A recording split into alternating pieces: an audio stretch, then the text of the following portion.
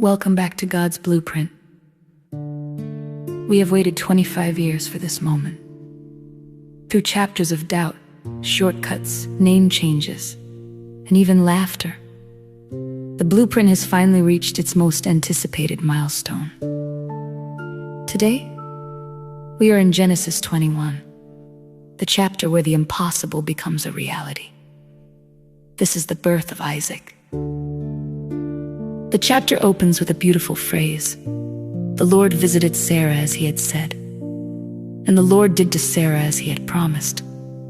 At 90 years old, Sarah gives birth to a son. Abraham names him Isaac, which means he laughs. Remember, both Abraham and Sarah laughed in disbelief when they first heard the news. But now, Sarah says, God has made laughter for me. Everyone who hears will laugh over me.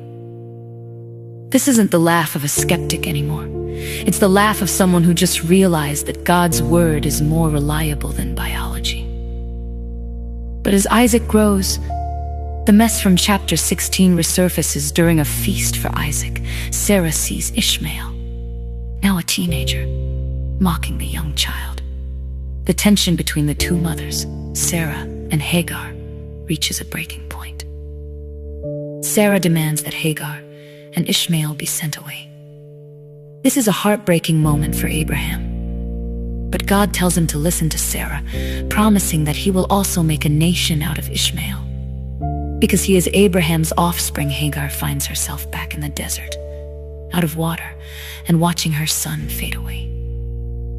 But once again, the God who sees and hears shows up. He opens her eyes to a well of water and reaffirms his promise to her. Even when humans cast people out, God doesn't let them go. The chapter ends with a bit of a business update. Remember King Abimelech from the last chapter? He realizes that God is with Abraham in everything he does. He comes to Abraham to settle a dispute over a well. They make a formal treaty at a place called Beersheba, which means well of the oath. Abraham plants a tamarisk tree there and calls on the name of the Lord, the eternal God. It's a sign of permanent residency. Abraham isn't just a wanderer anymore.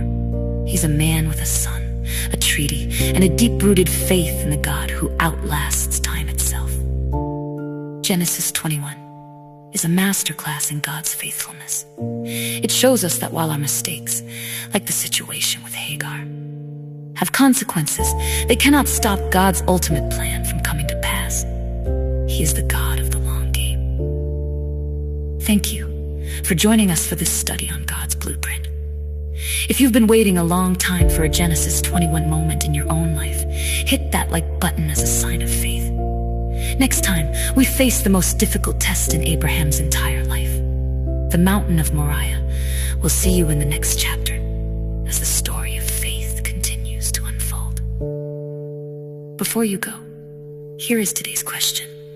Sarah's laugh changed from one of doubt to one of joy when Isaac was born. Looking at your life right now, what is one promise or dream that you find it hard to believe in, but that would bring you the most joy if God fulfilled it?